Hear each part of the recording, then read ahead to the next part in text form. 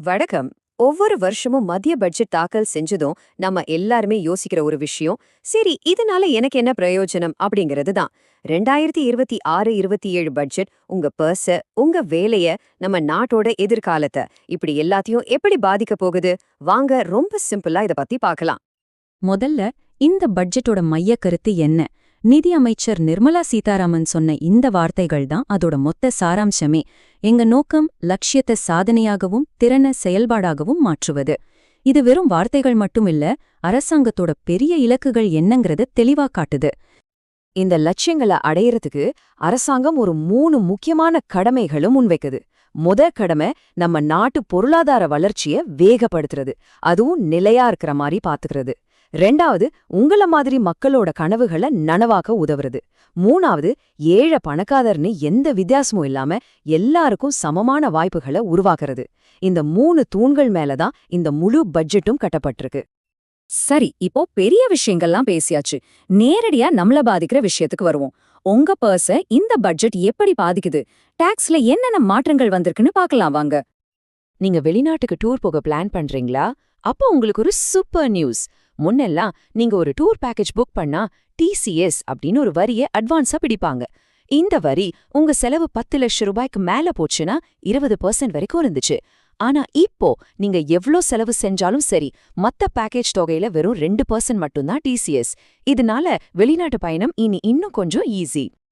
இன்னும் சில நல்ல விஷயங்களும் இருக்கு. இப்போ வாகன விபத்து வழக்குகள்ல கிடைக்கிற இழப்பீட்டு தொகைக்கான வட்டிக்கு வரி கிடையாது. இது பாதிக்கப்பட்டவங்களுக்கு ஒரு பெரிய ஆறுதல்.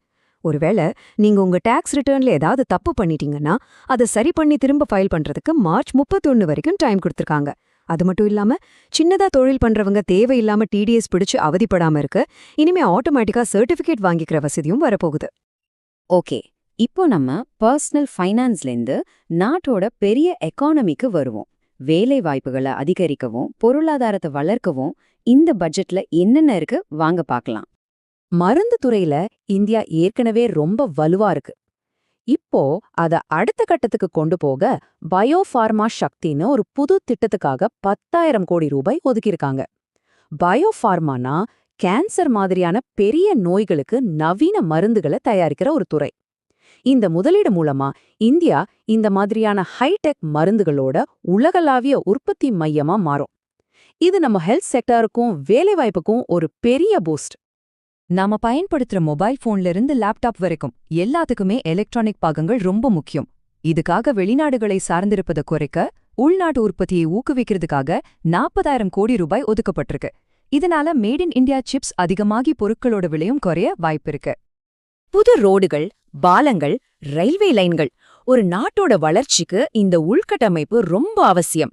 அதுக்காக இந்த வருஷமும் அரசாங்கம் ஒரு பெரிய தொகையை முதலீடு செய்து சுமார் 12.2 லட்சம் கோடி ரூபாய். இந்த மாதிரி பெரிய முதலீடுகள் தான் லட்சக்கணக்கான வேலைவாய்ப்புகளை உருவாக்கி நம்ம பொருளாதார வண்டிய வேகமா முன்னோக்கி தள்ளும். நம்ம பொருளாதாரத்தோட முதுகெலும்பே இந்த சிறு குறு மற்றும் நடுத்தர நிறுவனங்கள் தான், அதாவது எம்எஸ்எம்இஸ். அவங்கள வலுப்படுத்த ஒரு 3 முனை திட்டம் இருக்கு. 1, தொழிலை விரிவுபடுத்த பணம் தேவைப்பட்டா அதுக்காக 10,000 கோடி ரூபாயில ஒரு ஃபண்டு. 2வது, அவங்களுக்கு பெரிய கம்பெனிகள் கிட்ட இருந்து பணம் வர்றதுல தாமதமாகாம இருக்க ஆன்லைன்ல பேமெண்ட் வாங்குறத கட்டாயமாக்கியிருக்காங்க. 3வது, சட்ட ஆலோசனைகள் எல்லாம் குறைஞ்ச செலவுல கொடுக்க கார்ப்பரேட் மித்ராஸ்னு ஒரு டீம் அமைக்கப்படும். அடுத்ததா நம்ம எதிர்காலத்துல முதலீடு பண்றத பத்தி பாப்போம். அதாவது சுகாதாரம், கல்வி மற்றும் சுற்றுலா துறைகள்ல நம்ம மக்களோட திறனை நீண்ட காலத்துக்கு எப்படி வளர்க்க போறாங்கன்னு பார்க்கலாம். ஆரோக்கியமான மக்கள் தான் ஒரு நாட்டோட மிகப்பெரிய சொத்து. நம்ம சுகாதாரத்துறையை வலுப்படுத்த அடுத்த 5 வருஷத்துல 1 லட்சம் புது மருத்துவ பணியாளர்களை உருவாக்க போறாங்க. அது மட்டும் இல்லாம நோயாளிகளை பார்த்துக்க 1.5 லட்சம் பேருக்கு பயிற்சி கொடுக்க போறாங்க.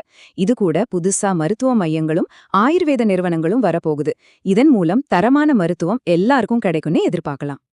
நம்ம சுற்றுலாத்துறையை அடுத்த கட்டத்துக்கு கொண்டு போக ஒரு சூப்பரான பிளான் இருக்கு.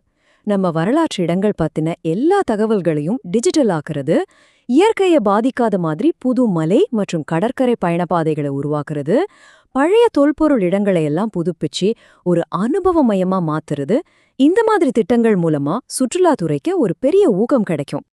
கடைசியா வாங்க நம்ம நாட்டோட எக்கனாமிக் ரிப்போர்ட் கார்டை ஒரு பார்வை பார்க்கலாம். இந்தியாவோட நிதி நிலைமை எப்படி இருக்குன்னு புரிஞ்சுக்க இது ரொம்ப முக்கியம். நிதி பற்றாக்குறை இந்த வார்த்தை அடிக்கடி கேட்டிருப்பீங்க. அப்படின்னா என்ன? ரொம்ப சிம்பிள். ஒரு அரசாங்கத்தோட வருமானத்துக்கும் செலவுக்கும் உள்ள வித்தியாசம்தான் அது. அதாவது அரசாங்கம் எவ்வளவு கடன் வாங்க வேண்டி இருக்குங்கிறத இது காட்டும். நம்ம வீட்டு பட்ஜெட் மாதிரி தான். வரவை விட செலவு அதிகமா இருந்தா அதுதான் பற்றாக்குறை. அப்போ நம்ம நாட்டோட நிதி பற்றாக்குறை எப்படி இருக்கு? ஒரு நல்ல விஷயம் என்னன்னா, அரசாங்கம் தன்னோட கடனை குறைக்கிற பாதையில கரெக்டா போயிட்டு இருக்கு. இந்த சார்ட்ல பாக்குற மாதிரி நிதி பற்றாக்குறை படிப்படியா குறைக்கப்பட்டு 2026-27ல 4.3% இலக்கு வச்சிருக்காங்க. ஒரு குடும்பம் எப்படி கடனை குறைக்குதோ அதே மாதிரி இது நாட்டோட நிதி ஆரோக்கியத்துக்கு ரொம்ப ரொம்ப நல்லது. ஆக மொத்தம் இந்த பட்ஜெட்ல இருந்து நாம என்ன புரிஞ்சுக்கணும்? இது ஒரு பேலன்சிங் ஆக்ட் மாதிரி. ஒரு பக்கம் நாட்டோட கடனை கட்டுக்குள்ள வச்சு நிதி ஒழுக்கத்தை காப்பாத்துறது, இன்னொரு பக்கம் பெரிய வளர்ச்சி திட்டங்கள்ல முதலீடு செஞ்சு மக்களுக்கு வரிச்சலுகை கொடுத்து அவங்க வாழ்க்கையை நல்லபடியா மாத்துறது. இந்த ரெண்டுக்கும் நடுவுல ஒரு சமநிலையை உருவாக்குறது தான் இந்த பட்ஜெட்டோட முக்கிய நோக்கமா தெரியுது.